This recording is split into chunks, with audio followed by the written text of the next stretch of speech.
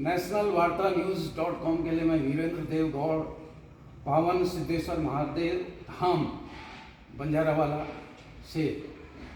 पूज्य महाराज जी, मुझे पूज्य अनुपमानंद गिरी महाराज से वार्ता के दौरान पता लगा कि आपको दुर्भाग्यवश छोटी उम्र में कैंसर था और भगवत वचन के प्रताप से उन्होंने बताया कि कैंसर आपका जड़ से ही समाप्त हो चुका है। एक प्रश्न तो ये है। दूसरा प्रश्न मैं एक साथ पूछ दूं कि आपका सागरगिरी आश्रम से क्या कोई संबंध है और वहाँ कुछ चल रहा है तो वो क्या चल रहा है और वो नहीं होना चाहिए या होना चाहिए और उसमें लोगों को किस तरह से साथ देना चाहिए और आपका क्या प्रण है उस मामले में? आप इन दो प्रश्नों का जवाब कृपया देने का कष्ट करें। आप लोगों का बहुत बहुत धन्यवाद कि आप लोग आए भगवान सिद्धेश्वर के चरणों में। मैं महंत आनंद गिरी, शिष्य पूज्य महंत अनुपमानंद गिरी। आपके पहले प्रश्न का उत्तर ये सत्य है कि मुझे लगभग आज से 5 साल पहले डॉक्टरों के द्वारा सूचना दी गई कि मेरे ब्लड में ब्लड कैंसर के सिम्टम्स मिले हैं। उसके पश्चात कई सारे टेस्ट हुए, दवाइयाँ चली, यहाँ तक कि मैं दिल्ली तक, देहरादून से दिल्ली तक अपने इलाज के लिए गया। दवाइयाँ भी खाई, एलोपैथी डॉक्टर को दिखाया, आयुर्वेद में भी दिखाया और दवाइयाँ भी खाई। लेकिन जब महादेव के चरणों में आकर उनके चरणों के रज का, महादेव के जो हम जल चढ़ाते हैं और जल का मैंने आचमन करना शुरू किया तो मुझे उससे 10 गुना लाभ। आज के दिन में मैं कोई दवाइयाँ नहीं खा रहा हूँ और लगभग पिछले 1.5 साल से मैं कोई दवाइयाँ नहीं ले रहा हूँ। और मेरी तो दवाई एक है, भगवान सिद्धेश्वर के चरणामृत से मेरा जो है सारा रोग हर लिया चरणामृत ने।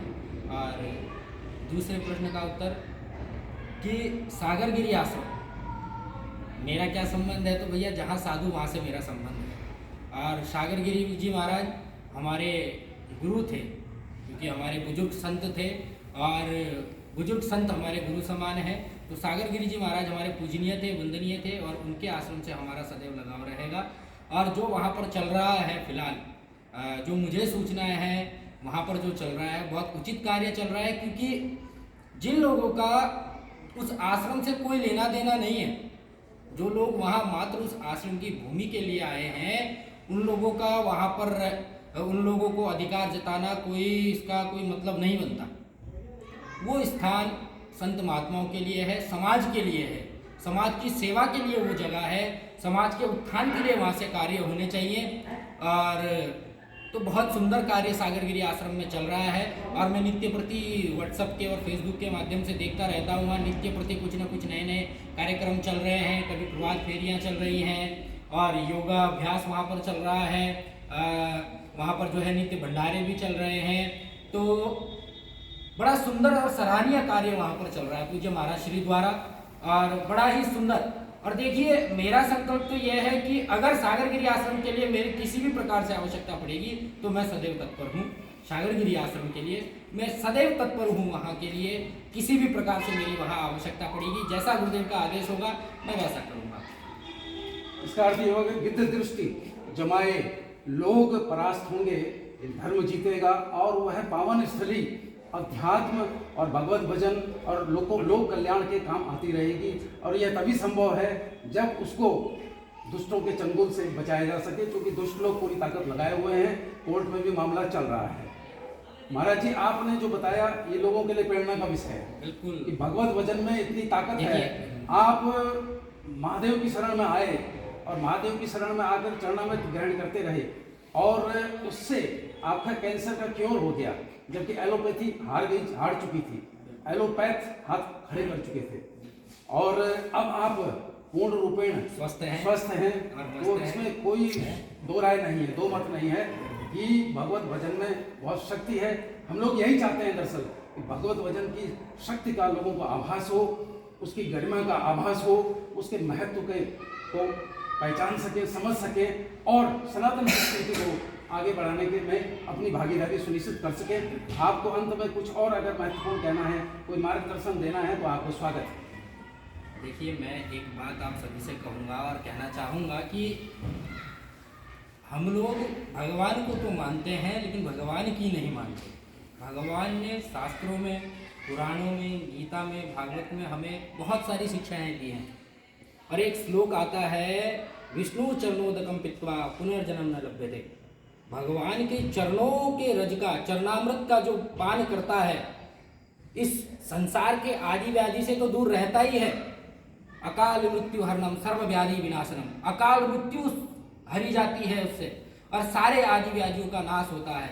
और उस चरणोदक का जो पान करता है उसको कभी पुनर्जन्म भी नहीं मिलता।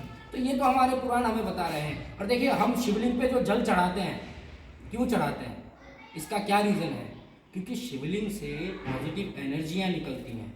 क्योंकि हमारी जिस चीज़ पर आस्था है, मंत्रोच्चार जहाँ पर नित्य प्रति चल रहा है, करोड़ों लाखों लोग जहाँ पर नित्य प्रति अपनी आस्था व्यक्त कर रहे हैं, उस स्थान पर शक्ति स्वयं उत्पन्न हो जाती है। और जब शक्ति उत्पन्न हो जाती है और उस शक्ति का स्पर्श जल करता है और हम उस जल को पान करते हैं, तो उस शक्ति का अंश हमारे अंदर जाता है। और वो जो शक्ति का अंश हमारे अंदर जाता है वो हमारे सारे आदि व्याधियों का नाश करता है।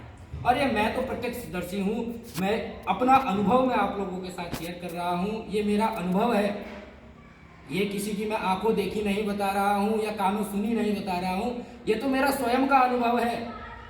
आज से 3 साल 4 साल पहले तक मैं दिन में लगभग 10-10, 12-12 टैबलेट या कैप्सूलें खा रहा था। लेकिन आज का दिन है, मैं एक भी कैप्सूल नहीं खाता हूँ, एक भी टैबलेट नहीं खाता हूँ। नित्य प्रति भगवान के चरणों तक का पान करता हूँ, मैं उसी से स्वस्थ हूँ। और भगवान पर पूर्ण आस्था से, पूर्ण विश्वास अगर हम करें तो निश्चित ही वो फलदायी होगा, इसमें कोई दो राय नहीं है। तो ये आपकी जूना अखाड़ा परंपरा से? हाँ जी, मैं भी श्री पंचदश नाम जूना अखाड़े से नागा सन्यासी हूँ और आप सभी के बीच में फिलहाल अवधूत वेश में बैठा हूँ। यही मेरा परिचय है और बाकी भगवान महादेव का आशीर्वाद से आप सभी की सेवा में सदैव तत्पर हूँ। तो ये थे आनंद गिरी महाराज जी, जिनका अनुभव है। वो स्वयं कह रहे हैं कि वो सुनी सुनाई बात का बखान नहीं कर रहे हैं। उन्होंने स्वयं इस चीज़ से, भगवत भजन से लाभ प्राप्त किया है और वो पूर्णतः स्वस्थ हैं। तो यह बहुत बड़ा अमृत ज्ञान है, मैं समझता हूँ, जिसे हम सबको जिसका अर्थ समझना होगा। अगर हम समर्पण भाव से भगवत भजन करेंगे तो निश्चित रूप से हमें लाभ मिलता है। इस साक्षात्कार से यही सिद्ध होता है। धन्यवाद महाराज जी, आपका बहुत बहुत धन्यवाद।